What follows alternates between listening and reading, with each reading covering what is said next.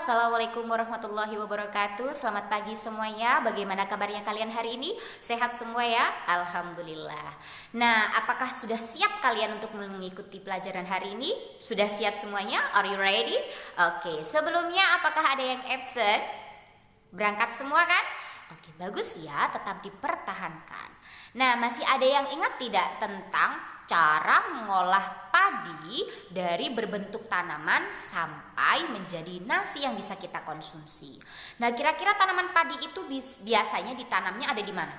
Ada di pantai kah? Atau di gunung, dataran tinggi, atau ada di dataran rendah? Nah, hari ini kita akan bahas tentang 3 bentangan alam. Yang pertama ada dataran tinggi, dataran rendah, dan pantai. Nah, kita akan mencari tahu kira-kira apa sih perbedaannya dan bagaimana caranya manusia melestarikan dari ketiga bentangan alam tersebut. Nah, di antara kalian ada yang tahu tidak tanaman bakau? Tahu semua ya? Iya, tanaman bakau itu bisa kita temukan di pantai. Nah, apa sih fungsi dari tanaman bakau itu? Tanaman bakau berfungsi supaya si pasir-pasir ini tidak mengalami abrasi atau pengikisan. Jadi tanaman bakau itu penting adanya di pantai. Karena apa? Karena supaya tidak ada abrasi pantai. Nah, setelah kalian dibagi menjadi beberapa kelompok, silakan kalian bergabung ke kelompoknya masing-masing. Sudah bergabung semua? Nah, tugas dari masing-masing kelompok, tugas kalian adalah silakan kalian perhatikan gambar yang ada di buku kalian. Setelah itu, kalian diskusi tentang ciri-ciri dari masing-masing gambar tersebut. Gambar itu kan ada 3 macam tuh, ada pantai, sawah, dan gunung. Nah, kalian tuliskan ciri-ciri dari 3 macam gambar itu. Setelah itu, kalian lihat kira-kira tanaman yang biasanya ada di 3 bentangan alam itu tanaman apa saja. Nah, setelah itu kalian juga harus menuliskan bagaimana sih cara melestarikan sumber daya alam yang ada di masing-masing bentangan alam itu. Bisa kan ya? Oke. Nah, sudah selesai semua? Sudah selesai? Kalau sudah selesai silakan kalian persiapkan diri masing-masing untuk menyampaikan hasil diskusinya di depan kelas. Oke, dimulai dari kelompok yang pertama. Silakan kelompok yang pertama, silakan maju ke depan. Nah, itu dia adalah hasil dari diskusi kelompok pertama. Silakan kita berikan A+ untuk kelompok pertama. Oke, sudah cukup bagus ya hasil diskusinya. Nah, kira-kira dari kelompok lain apakah ada yang ingin menanggapi?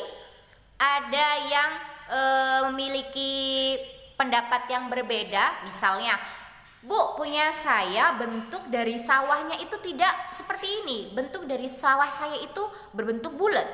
Bisa, silakan kalian sampaikan. Oke, silakan sekalian sampaikan perbedaannya. Nah, itu dia adalah materi kita tentang cara menjaga kelestarian lingkungan alam dari 3 bentangan alam. Nah, apa sih ciri-cirinya tadi yang sudah disebutkan? Iya, ciri-cirinya dari dataran rendah itu bentuknya datar atau rata. Kalau di dataran tinggi itu berbentuknya berbukit-bukit. Nah, itu ya ciri-cirinya. Nah, cara menjaga kelestarian lingkungan alamnya seperti apa? Ya, kita tidak boleh menebangi pohon yang ada di hutan, tidak boleh membuang sampah sembarangan di laut.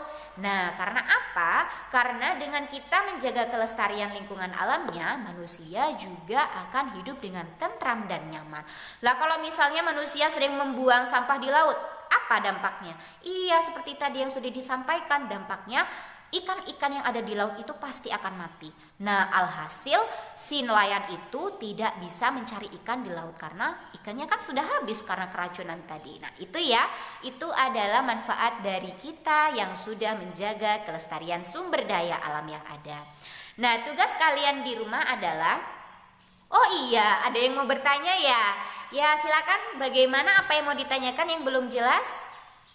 Oke, nah, tugas kalian di rumah adalah silakan kalian lakukan wawancara dengan petani atau peternak. Boleh tuh pilih salah satu atau dua-duanya. Nah, setelah itu kalian tuliskan hasil wawancaranya di lembar kerja yang sudah disediakan.